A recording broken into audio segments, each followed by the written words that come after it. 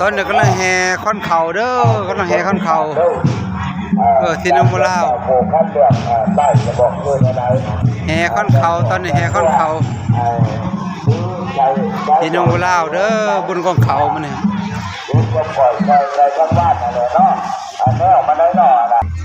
ตัวนี้จะเป็นกองเขาเนาะกองเขาใหญ่ที่น้องบัวลาวประเพณีแต่พอแต่แม่เฮาบ่ได้คือลืมเป็นกองเขาใหญ่เนาะถือว่าแห่กองเขาใหญ่ที่น้องบัวลาวเป็นเจ้าภาพนี่แล้วกองเขาแห่ค้อนเขาต้นแห่ค้อนเขาเนาะเป็นบรรยากาศแห่ค้อนเขาเด้อบุญนี่นั่งสังขารแห่ค้อนเขาประจำปีโธ่ยิ้มเด้อจ้ายิ้มว้า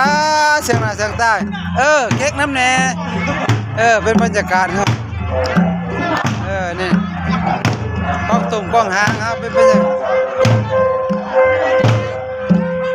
แห่ค้อนเขาตอนนี้แห่ค้อนเขาบุญกองเขาเด้อเป็นที่ทั้งหลาย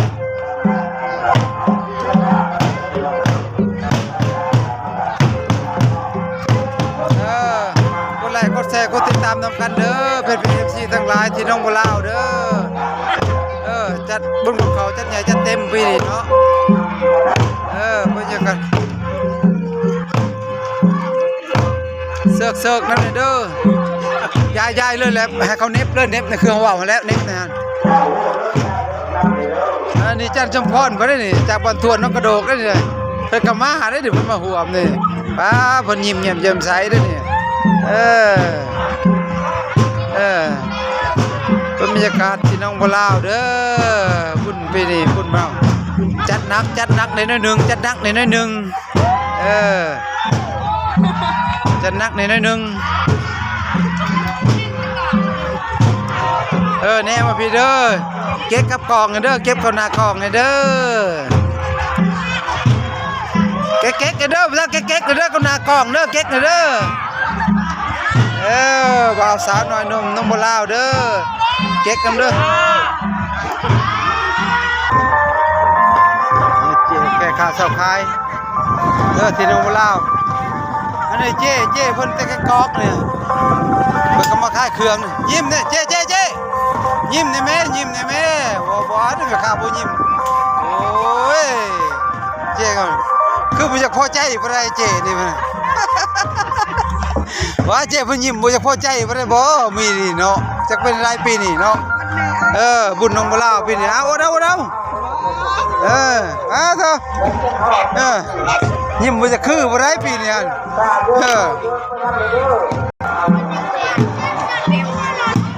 แห่ค้อนเขานี่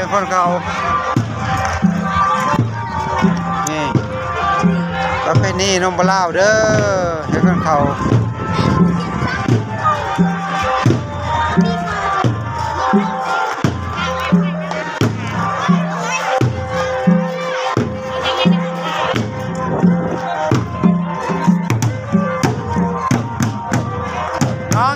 น้องเขาน้องเล่าน้องบัวลาวบนเนินนา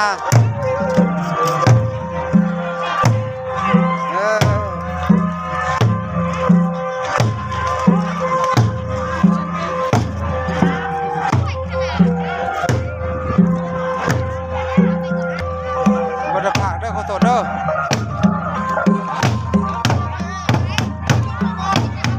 บุญกองเขาน้องบัวลาว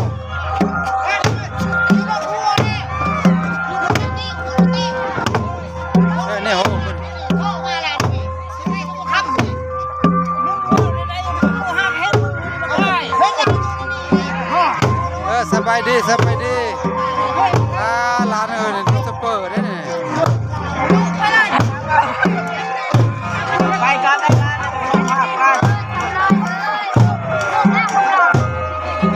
ย่อยครับพี่น้องบุญของเขาน้องบัวลาวเด้อมันนี่เฮ้จอยวันนี้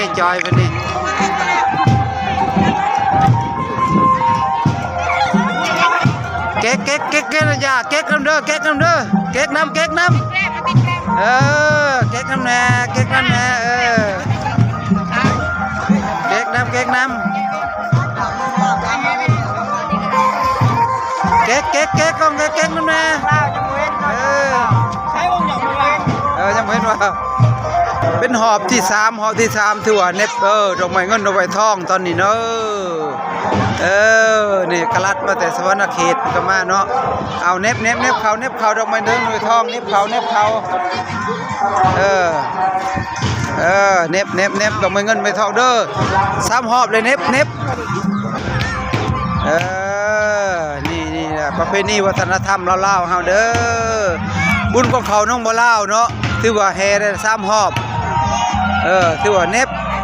ดอกไม้เงินดอกไม้ทองเพื่อก่อสร้างถือว่าทางคอนกรีตพี่น้องบ่ลาวเนาะออกจากวัดไปใส่3แยกสเก็บสร้างทางคนแรกกดแชร์กดติดตามทุกคนเอาบุญนำกันเด้อเน็บดอกไม้เงินดอกเก็บดอกไม้ทองเด้อใส่กุ้งก้องเขาเด้อนี่ดอกไม้เงินใบทองเน็บเดี๋ยวนี่เป็นเพจเอฟซีทั้งหลายเป็นบรรยากาศเป็นงามๆเป็นน้องบ่ลาวตัวครบ3หอบตัวเน็บดอกไม้เงินใบทองใส่เนาะนี่ละบ้านเฮาคือว่าอุดมสมบูรณ์เด้อน้องบ่ลาวอุดมสมบูรณ์อันจำพรอุดมสมบูรณ์เด้อนี่ปักใส่กองเขากองน้ำเฮาเนาะว่างเน็บกองดอกไม้เงินดอกไม้ทองเน็บกองบุญกองเขาใหญ่ที่น้องบ่ลาวเด้อมื้อนี้เนาะอันนี้เป็นกระบวนแห่ของตุ่มของหางเวลาสุดท้ายถือว่าเน็บดอกไม้เงินดอกไม้ทองใส่กองเขาบ้านเฮาเด้อเน็บย่ายเท่านี้แล้วเน็บย่ายใส่กองเขาบ้านเฮาเด้อยิ่งย่ายเด้อทำบุญกุศลเนาะปีหน้าให้ได้เขาหลายๆเน็บใช่เขามาเน็บเขาไปพูดเน็บเองเลยบอกเขาเน็บเองเลยเขาไปเน็บเองเขาไปเลยเขาไปเสียบเองเขาตัวนั้นเขาประตูเขาไปเน็บเองเขาไปเน็บเอง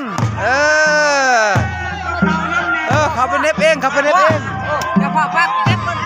จะปักเขาบ่ปักเก็บเน็บเลยเขาไปเน็บเองเขาตัวนั้นห้ำเข้าบ่ได้เขาประตูเน็บเขาประตูเลยญาติออกคอยออกคอยบุญบรรเทาย้ายกันเน็บย้ายไผเน็บได้ก็ออกเด้อดอกไม้บุญถ้าเข้าประตูเลยเน็บเอาเองส่วนบุญกุศลเขาย้ายไปเลยเน็บพ่นเสียงร้านนี้ประตูพวกเขาไปเน็บขนาดเขาไปเลยคอยได้มันว่างแล้วก็เขาได้คอยเขาเหมือนชิพาวิทเขาเขาไปพ้นไอเสียบแล้วก็ออกเด้อคอยบุญบรรเทาใจเย็น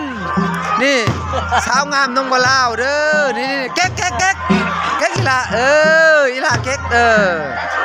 นี่เน็บบ้านเฮาบุญกองเขาเด้อประเพณีทีมนะอย่าทอกทีมเนี่ยพอหายหน่อยเน็บเด้อพี่น้องเด้อเน็บเขากุศลตนเด้ออันนี้ประเพณีวัฒนธรรมบ้านลาวเฮาน้องบ่ลาวถือว่าบุญของเขานี่กรรมการเพิ่นนี่ถือว่าคุณงามความดีเด้อประเพณีบ้านเฮานี่แม่เปิ้นเด้อเจแม่เปิ้นเพิ่นเด้อบุญของเขาบ้านเฮาเด้อนี่บ่สบายดีเน็บใส่เด้อพี่น้องเด้อเน็บจวบจริงใจด้วยตนเองเด้อความมุ่งมั่นปรารถนาพี่นาให้ได้หลายเขาเด้อนี่แหละวัฒนธรรมของลาวเฮาเด้อน้องบ่ลาวนี่บ่ได้ปะประเพณีเนาะเอาเขามาเน็บเด้อไปจะเขาหลายพี่นาเด้อเขามาเน็บยอดต้นนี่ คอยเขาใจเย็นๆใจเย็นๆอ่ะบุญใจเย็นๆบ่ต้องพาต้องฮีดใจเย็นๆใจเย็นๆเด้อพี่น้องเด้อใจเย็นๆบ้านเฮาใจเย็นๆใจเย็นๆเด้อพี่น้องเด้อ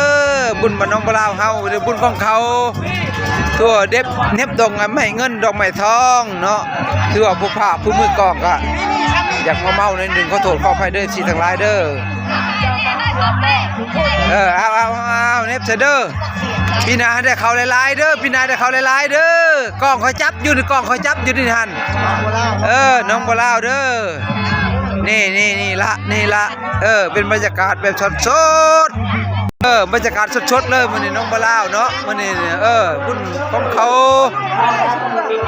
นี่เนี่ยดอกไม้เงินดอกไม้ทองน้องบ่ลาวเพื่อสร้างทางคอนกรีตสู่สายตาพ่อแม่พี่น้องประชาชนเนาะ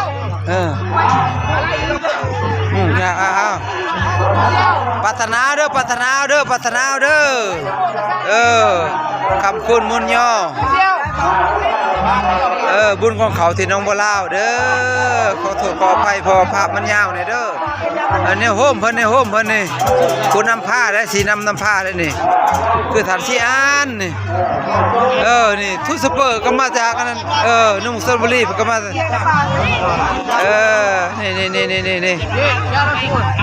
เป็นบรรยากาศอยู่น้องบ่ลาวแล้วสดๆด้วยแฟนเพจ FC ทั้งหลาย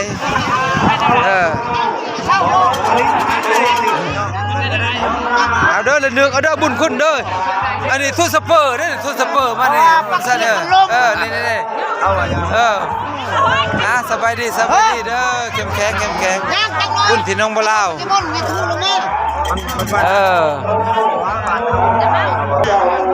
ยังบ่ทันแล้วเด้อทาสูตรคนเขาเด้อพี่น้องพาเมื่อเด้อทาสูตรคนเขาก่อน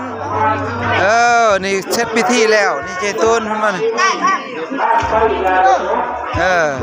ตัวจบพิธีมันเกี่ยมจะสูตรของเขาเกี่ยมจะสูตรของเขาเด้อตอนนี้เด้อถือว่าสำเร็จเสร็จสิ้นเนาะในงานบุญของเขาใหญ่บ้านน้องบ่ลาวเฮาเนาะ